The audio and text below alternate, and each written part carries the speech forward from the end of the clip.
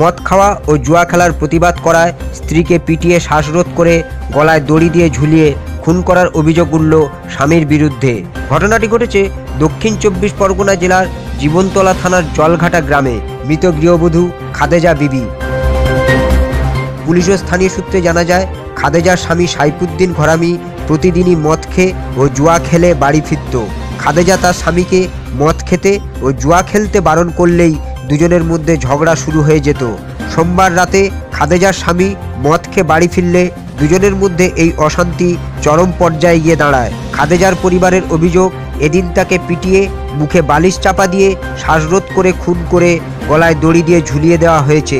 এরপরই খাদেজার পরিবার পুলিশে খবর দিলে পুলিশ গিয়ে মৃতদেহটি উদ্ধার করে। তবে এই ঘটনায় খাদেজার পরিবারের অভিযোগের ভিত্তিতে পুলিশ তার স্বামী সাইফুদ্দিন ঘরামি, ননদ নূরভানু বিবি ও জামাই নূর মোহাম্মদকে গ্রেপ্তার করেছে। আমার জামাইবাবুটা অত্যন্ত মদ ভাজা খেত এবং জুয়া খেলত।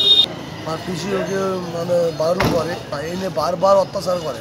আগামীকাল পালিশ মুখে দিয়ে চাপা দিয়ে মেরে গোলা দিয়ে টাই দিয়েছে। তো আমরা চাচ্ছি যে ও যেন কঠিন শাস্তি পাক।